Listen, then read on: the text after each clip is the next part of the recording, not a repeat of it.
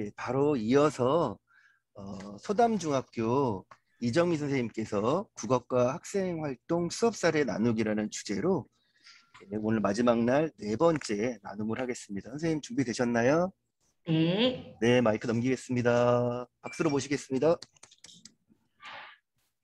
네, 반갑습니다. 시간이 바로 되어서요. 오늘 이렇게 하는 거에 대해서 할 수 있게 정말 많이 고민해 주신 우리 연구회 쌤들께 감사드리고요. 저는 오늘 그냥 저희 연구회가 어떤 활동들을 했고 그 쌤들이 수업에서 학생활동 수업을 위해서 어떤 고민들을 했었는지를 같이 좀 나누려고 합니다. 저희 연구회는 화면 공유 잘 되고 있나요? 네, 네. 잘 되고 있습니다.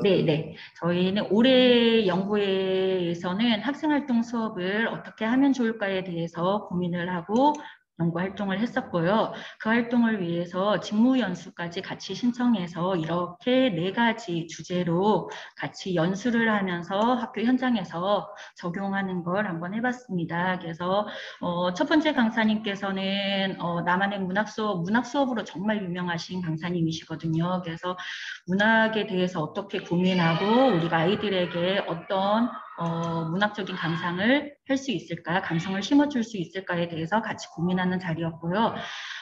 두 번째는 정말 지금 코로나 상황에서 같이 공유할 수 있는 수업을 미디어 리터러시로 함께 해봤고요. 세 번째 수업에서는 아이들에게 쓰기 지도를 어떻게 하고 그 쓰기에만 그치지 않고 그 쓰기에 대한 내면화 작업을 어떻게 끌어갈 수 있고 표현 능력을 더 키울 수 있는지에 대해서도 같이 나눠봤고요.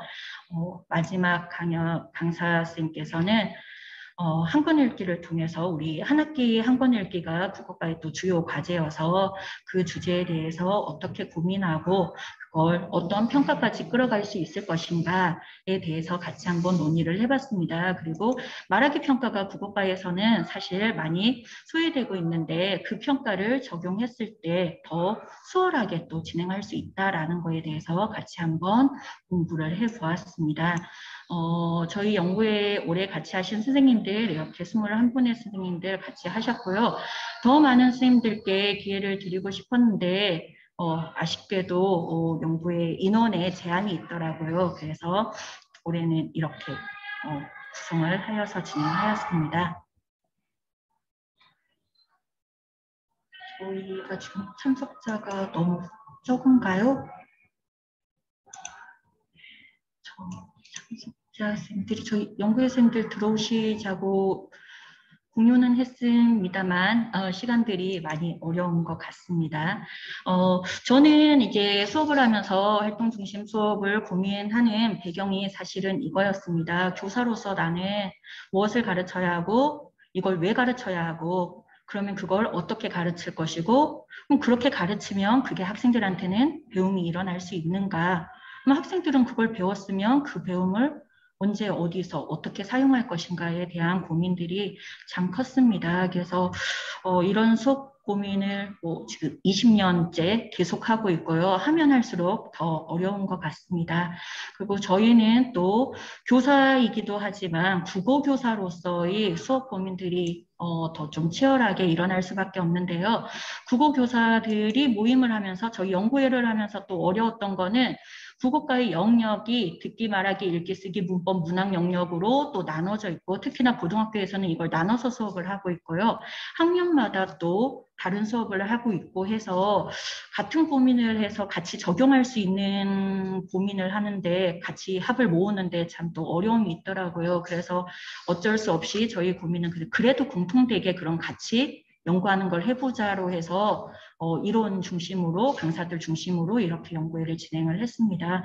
이걸 통해서 저희가 국어교사라서 국어교사만 할 수 있는 게 뭐가 있을까라고 고민했더니 저희는 글을 통해서 자신을 돌아보고 주변도 돌아보고 성찰하고 실천하는 활동까지를 같이 가르쳐야 하지 않을까라고 잡았더니 정말 철학적이고 국어교사는 참 어려운 게 되더라고요. 그래서 이걸 아이들에게 지식만 전달했을 때는 절대로 이룰 수 없는 수업이고, 그러면 학생들에게 어떤 배움을 실제적으로 가르칠 수 있을까의 답은 또다시 활동 중심의 수업으로 갈 수밖에 없더라고요.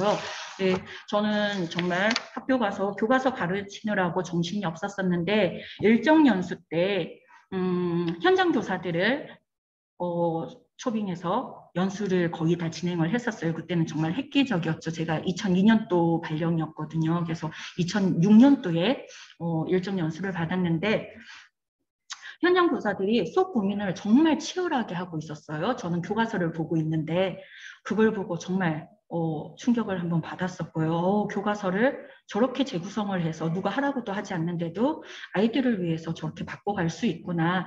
자기만의 전문 분야를 또 찾아갈 수도 있구나라는 거에서 정말 쇼킹한 충격을 받았었고요.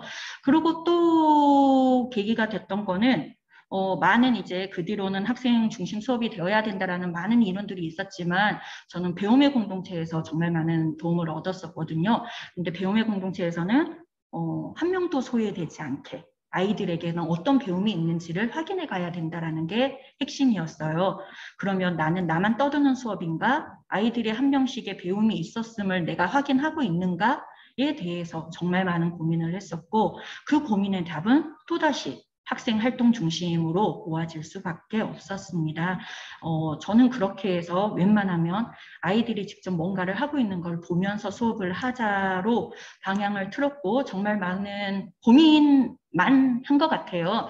그리고 활동 중심의 수업들이 정말 많이 또 보편화되고 활성화가 됐었는데, 올 2년 동안 코로나 사태가 오면서 그것들이 다시 원점으로 돌아가는 것도 너무 짧은 시간에 돌아갈 수밖에 없더라고요. 그래서 저는 그 상황에서 이제 활동 중심 수업을 한 것은 모든 활동은 되지 않지만 개별 활동이라도 하자. 개별이 뭔가를 자기가 직접 해보고 한 것을 최소한 그 앞에 아이들끼리라도 나눠서 해보자. 뭐 이런 걸로 활동 중심 수업을 계속 할 수밖에 없었습니다. 하지 않으면 저는 수업을 할 방법이 없더라고요. 수업을 혼자서 어떻게 해야 되는지 이제 좀 어려워서 그렇게 수업을 좀 진행하고 있었습니다. 그런데 저희 연구회 선생님들과 같이 나눴더니 이 선생님들 정말 훌륭합니다.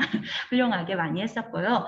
쌤들의 수업 자료들을 또 받아서 오늘 제가 한번 국어교사들이 어떤 고민, 우리 연구회 쌤들은 어떤 고민들을 하고 있었는지를 같이 한번 오늘 나눠볼 건데요. 제일 먼저 무엇을 가르칠 것인가에 대한 거, 성취 기준에 맞는 거 가르쳐야 되잖아요. 이거는 무조건 성취 기준이 많이 줄었는데 이 준 거를 놓칠 수는 없으니까요. 어떤 성취 기준을 가르치기 위해서 선생님들이 어떤 수업을 정말 고민을 하셨는지, 수업 고민을 얼마나 치열하게 하셨는지, 그리고 그 결과로 어떤 수업을 결정하셨는지에 대해서 제가 한번 모아봤어요. 그래서 모았더니 이렇게 나오더라고요. 품사를 가르치기 위해서 선생님의 수업 고민은 이거였습니다. 아이들이 품사를 구분하지 못하는 아이들이 많은데 이제 개별 능력을 확인해야 되는 거잖아요. 이럴 때 이걸 활동으로 어떻게 그 능력을 갖추는지 확인하면서 갈 것인가를 게임을 통해서 아이들과 공유하는 활동을 하셨고요. 두 번째 선생님께서는 자기 삶 돌아보고 글쓰기 하는 활동이었어요. 이런 성취 기준을 위해서 고민하는데 또 때가 마침 3학년 2학기 수업이었죠. 아이들은 수업은 좀 힘들어하고 꿈에 대해서 진로에 대해서 고민은 해야 되고 이런 식의 자기를 돌아볼 수 있는 수업으로 같이 끌어가야 되겠다. 이게 선생님의 수업 고민이셨고요. 그리고 이 결과로 자서전을 쓸 수 있는 그것도 제목은 두근두근 내 인생으로 잡으셔서 수업을 하셨고요.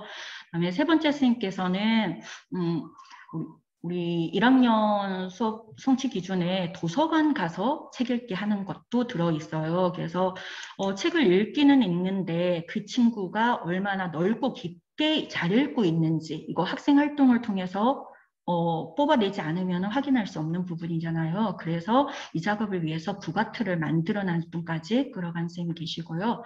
그다음에 네 번째 선생님께서는 시 감상, 이거는 제 수업인데요. 애들이 시를 이거 비유와 상징을 가르치는 단원이었어요. 그래서 비유와 상징에 대한 이론만 배우면 애들이 작품에서 비유, 상징만 쓰게 되더라고요. 근데 그것과 자기 삶을 성찰한 걸 비유와 상징으로 자연스럽게 끌어내는 거, 이 활동으로 연결하고 싶어서요. 자기를 통찰하는 시를 쓰는 활동을 비유와 상징을 통해서 해봤습니다. 또 다섯 번째 스님께서는 역시나 글의 설명 방법을 분석하면서 글쓰기, 설명 방법을 통해서 글쓰기 활동을 하는 건데 주제를 또 환경으로 모아가셨어요. 환경이라는 주제를 가지고 글쓰기 과정을 얼마나 잘 따라갈 수 있는지 이렇게 설명을 쓰기 활동을 하셨고요. 여섯 번째 선생님께서는 독서 수업을 위해서 카드뉴스 제작해서 독후 활동으로 그 결과를 끌어낼 수 있는 활동으로 가셨고요. 일곱 번째 선생님께서는 자신의 진로 관심사 관련된 글을 찾아서 읽고 거기에 대한 자기 생각을 정리하는 성취 기준을 위해서 칼럼을 활용해서 다양한 활동을 해보셨습니다. 네, 아홉 번째 선생님께서는 고전 시가 단원이었는데 역시나 자기 삶을 돌아볼 수 있고 내면화시키기 위해서 죄송합니다. 네, 글쓰기 수업 연결하셨고요. 선생님들께 안내 말씀드립니다. 아홉 번째 선생님께서는 토론 수업을 하는데 단편 소설을 활용해서 같이 상호작용을 할 수 있게 이런 활동 수업으로 끌어가셨습니다. 네, 열 번째 선생님께서는 브이로그 제작을 통해서 아이들이 역시나 영상 작업까지 연결할 수 있도록 매체 수업에 대한 고민을 이렇게 해결하셨고요. 11번째 선생님께서도 한 학기 한 권 읽기 활동을 본인의 이야기 읽기 생활화하고 하는 걸로 바꿔봤습니다. 읽기의 즐거움을 주기 위한 활동 진행하셨고요. 그 다음 선생님도 읽기 활동 역시나 이렇게 하셨습니다. 이 13번째 선생님께서는 쓰기 과정에서 쓰기의 결과만 우리가 평가를 하고 있는 거에 대해서 늘 고민이 크셨고요. 그래서 과정을 체계적으로 밟아주기 위해서 쓰기 과정에 대한 고민을 활동으로 하셨고요. 14번째 선생님은 정말 많은 성취 기준을 한 번으로 묶어서 같이 수업을 또 이렇게 끌어가셨습니다. 교준으로 펼치는 책으로 연결해서 이렇게 많은 수업을 하셨더라고요. 혹시 어떤 수업을 가장 보고 싶으실까요? 시간이 꽤 잘 가네요. 네. 그래서 저희 활동을 이렇게 여러 활동들을 한 결과물을 일단 모은 거는 저희도 자료집으로 다시 한번 정리되면 공유되면 같이 보시고요. 그냥 오늘은 제가 한 거 그냥 소개해 드리겠습니다. 저는 시쓰기 수업 했는데요. 쌤들이 수업한 과정에서 가장 큰 거는 아이들이 활동을 하고 있을 때 교사가 어느 정도 안내를 해줘야 되는지를 정말 학습지에 고민을 많이 담으셨더라고요. 그래서 정말 친절하게 학생들이 잡아야 될 과제들을 다 짚어주셨고요. 그렇게 짚은 후에 아이들이 활동을 개별 고민을 통한 활동을 할 수 있게 이렇게 끌어간 것들이 아주 잘 보였습니다. 이거 제 수업을 보여드리면요. 저희 고민은 아까 그거였습니다. 비유와 상징에 대한 이론만 배우고 시 따로, 비유와 상징 따로, 자기 이야기 따로 이게 너무 아쉬워서 이걸 같이 연결하는 수업을 했었고요. 그래서 자기 주변에 자기와 관련된 사람을 우리는 비유와 상징으로 표현하자를 주제로 잡았습니다. 그래서 먼저 그 대상에 대해서 설명을 써보게 했고요. 그럼 이 대상을 빗댈 대상에 대해서도 설명을 써보게 했고요. 그걸 바탕으로 연결해서 초안을 작성하고 초안 작성 후에 다시 공유를 해서 서로 학생들과 제가 껴서 조언을 한 번씩 붙여줬고 그 조언을 바탕으로 다시 완성본을 쓰는 활동을 했습니다. 그랬더니 결과들이 뭐 이런 과정을 거쳤거든요. 그래서 본인들이 찾아보고 이렇게 치열하게 고치는 작업들을 또 다시 한번 해봤었고 그러고 완성본으로 이렇게 시가 나오더라고요. 이 전 남친이란 시 정말 너무 얘가 쉽게 써버렸어요. 그래서 이걸 공개하기가 좀, 저 이제 전시를 하려고 하는데, 그러면 아이가 좀 충격을 받을 수도 있겠다 싶어서 제가 제목을 바꿔버렸어요. 너로 바꿨어요. 그랬더니 훨씬 더 좀 두리뭉실하게 되더라고요. 이미 가버렸다. 이미 놓쳤다. 아무리 불러봐도 돌아오지 않는다. 끊어진 밧줄처럼 다시 묶을 수 없는 사이가 돼버렸다. 어떻게 얘가 이런 끊어진 밧줄처럼 이런 표현을 썼는지 저는 너무 놀라워서 너무 빨리 끝나서 이 친구가 좀 더 해봐라고 했는데 더 할 수 있게 어떻게 지도하기가 어렵더라고요. 너무 또 완벽해버려서 이렇게도 썼고요. 참 고민을 많이 해서 아이들이 쓰더라고요. 네. 코로나 상황에서 의료진을 고민하면서 쓴 시도 있었고요. 민들레에 비유해서 이렇게 쓴 것도 있었고, 아이들이 자기 주변의 사람들에 대해서 성찰하고 자기가 어떤 사람으로 성장해야 될지 성찰하고 하는 모습들이 이 활동에서 정말 잘 드러날 수 있는 수업이었습니다. 네. 이제 질문을 받을까요? 아니면 네. 저는 뒤로 가야 되는데 이렇게 해서 제가 활동 중심 수업에서 정말 고민하고 싶었던 건 선생님들 정말 너무너무 고민해서 이렇게 쭉 수업을 정리했는데요. 우리 총무님께서 이제 보고서를 위해서 고민한 마지막 부분에서 이렇게 정리를 했더라고요. 국어교사들의 고민을.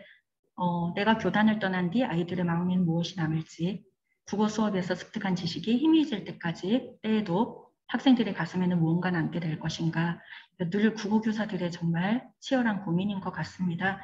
최근에 순례주택이라는 순례시가 얼마나 열심히 잘 살고 있는 어른의 모습을 잘 보여주고 있는지를 보여주는 소설인데요.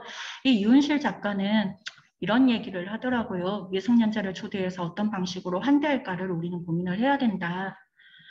처음부터 누구나 지도를 가지고 태어나지는 않는데 어떤 공간을 제공해야 되고 이 공간에서 어떤 지도를 만들어 갈지 어떤 어른의 모습으로 살아야 하는지를 우리는 도우면서 살아야 된다라고 얘기하는 게 정말 가슴에 와 닿았거든요. 우리 국어교사들한테 너무 잘 맞는 표현이었던 것 같습니다. 네, 이래서 저희는 활동 중심의 수업을 할 수밖에 없는 것 같습니다. 네. 네, 저희 발표는 일단 여기서 마치겠습니다. 진영쌤 수업 사례 한 번 더 소개하실래요? 그냥 갈까요? 네, 그러면 저도 화면 공유하고 네. 수업 사례 하나 더 소개해드리겠습니다. 네. 공유를 맞춰야 되죠. 그러면 이정민 네. 선생님이 이거 공유 맞춰주셔야 될 것 같아요. 네, 됐습니다. 자, 이어서 해주십시오. 네.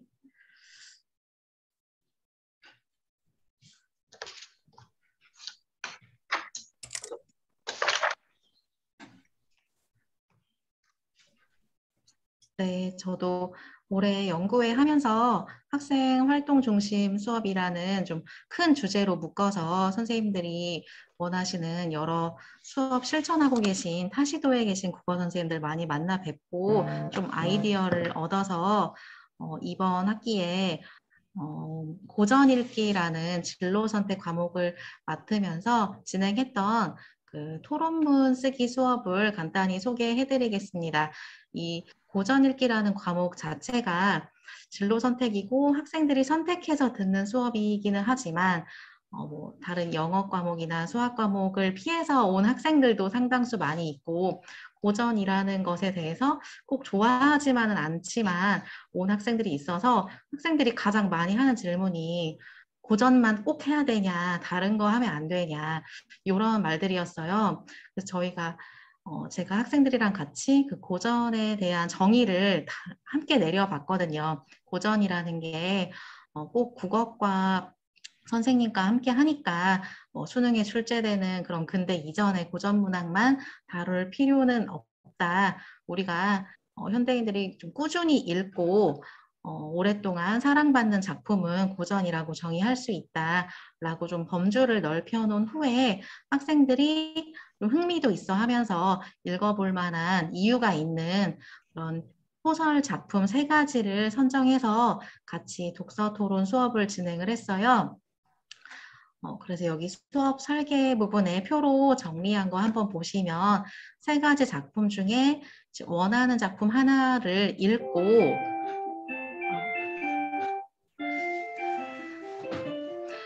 인상 깊은 구절과 또 자기가 생각한 질문을 떠올리게 해보았고 간단히 개요를 적은 다음에 이제 토론을 하게 했는데 그 토론이라는 것이 보통 학생들은 창성 반대로 나뉘어서 좀 딱딱하게 진행되는 것이라고 생각을 하지만 우리가 이런 문학 작품을 읽고 진행하는 독서 토론은 경쟁적이지 않은 비경쟁 독서 토론이다라는 개념을 이야기를 하고 좀 뭐 반박이나 뭐 찬성 반대나 이렇게 뭐 뚜렷하게 나누어지는 것보다는 이제 공통된 주제에 대해서 이제 좀 논제를 벗어나지 않는 선에서 좀 서로의 의견을 말하고 많이 들어주는 식으로 비경쟁 독서 토론을 진행을 했고 이것을 진행하는 와중에 사실 수업이 이제 오프라인 수업이 아니라 이제 원격 수업으로 전환이 되어서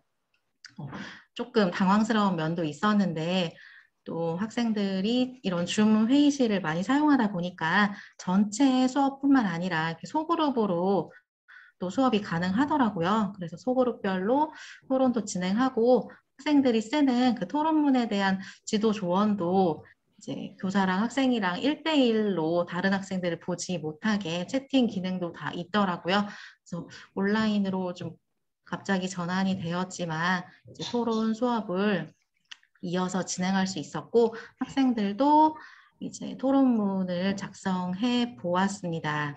그래서 학생들이 작성한 이제 토론문의 예시를 이제 저희 연구회 자료집에 이제 싣고 있는 과정인데 네, 화면에 박완서 작가의 꿈꾸는 인큐베이터를 읽고 주제에 대한 토론문을 쓴 학생 작품이고요. 또 조세희 작가의 난쟁이가 쏘아올린 작은 공을 읽고 토론한 후에 완성한 토론문이고요. 마지막으로 이금희 작가의 알로하 나의 엄마들이라는 소설을 읽고 이제 여성을 주제로 고민한 토론문의 활동 사례입니다. 제 수업 사례는 여기까지 말씀드렸고 혹시 질문 있으시면 해주시기 바랍니다. 네, 공유하고 있는 거 한번 좀 닫아주세요. 그러면 전체 네. 네, 두 분의 선생님께서 국어 교육 연구에 활동하셨던 부분들에 대해서 말씀을 해주셨습니다. 아까 이정민 선생님 말씀하신 것처럼 다른 분들과 더 공유하지는 못할 시간 관계상 못하긴 했지만 두 분 말씀하신 것 중심으로 같이 이야기 나누도록 하겠습니다.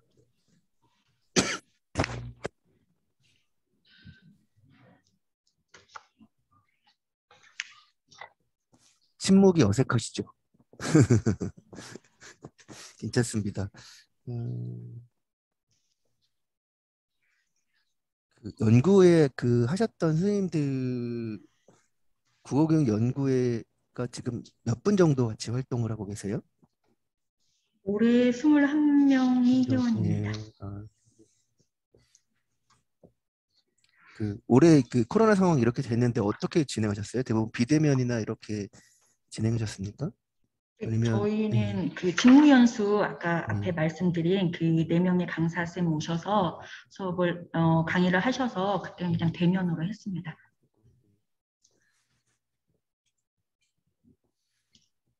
말씀하실 분 있으면 말씀 부탁드리겠습니다.